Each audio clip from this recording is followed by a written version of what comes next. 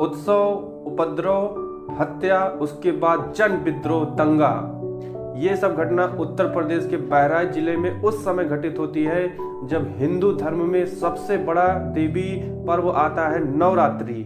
बहराइच में जो हिंसा हुई है उसमें जब विसर्जन का समय शोभा यात्रा निकल रही थी माँ दुर्गा की, तो किसी मुस्लिम वर्ग ने कहा कि यहाँ पर इस तरह का गीत मत बजाइए या इस तरह का डीजे साउंड धीमा कर दीजिए, इसी पर विवाद हो गया।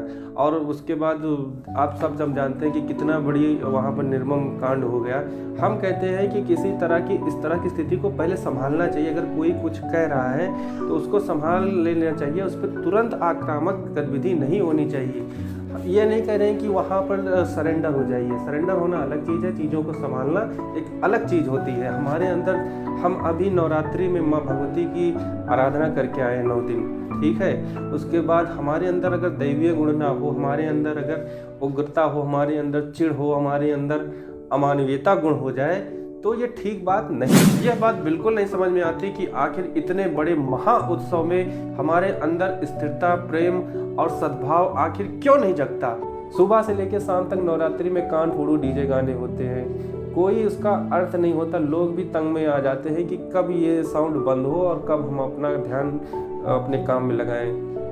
हम बुराई नहीं कर रहे हैं, नवरात्रि इतना सुंदर से हो सकता है या होता भी है कई जगह पे, लेकिन मैंने अधिकांश ऐसी जगह पे देखा है कि इसका स्वरूप बहुत अलग तरीके से होता है। और नवरात्रि में बता दें, ऐसे ऐसे लोग ऐसी ऐसी गतिविधियाँ करते हैं कि हम देख के मन पूरा एकदम विक्षिप्त हो जाता है कि हे प्रभु, इतना सुंदर दिव्य कार्यक्रम में ये सब नहीं होना चाहिए।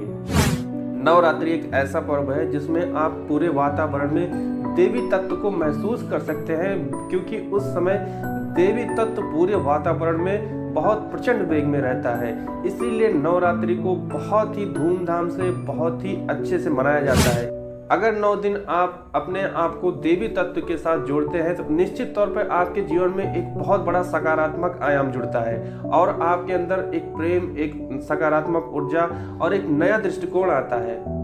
हजारों हिंदू और इसमें कुछ ऐसे मुसलमान भाई भी थे कि जो इनका कोई दोष नहीं था, वो भी इसमें बहुत बुरी तरीके से प्रभावित हुए हैं। क्या मिला इस तरह की घटनाओं से। नवरात्रि में लोग ऑर्केस्ट्रा प्रोग्राम करते हैं, बहुत सारे नृत्य इसमें होता है, डांस होता है। क्या मतलब है, ये कोई पार्टी हो रही है या कोई इस तरह का सामाजिक कार्यक्रम हो रहा है? ये एक धार्मिक उत्सव है जिसमें लोगों को जोड़ा जाता है उसके मूल रूप से, मातृत्व शक्ति से। आप सभी दर्शकों से हाथ जोड़ के निवेदन है कि आने वाली नवरात्रि को इस तरीके से मनाएं कि आपके अंदर हर हालत में, हर परिस्थिति को संभालने की योग्यता आए, आपके अंदर ऐसे ऐसे गुण आए जिससे आप जीवन में हर तरीके से सफल हो, ना कि स्थिति को बिगाड़ने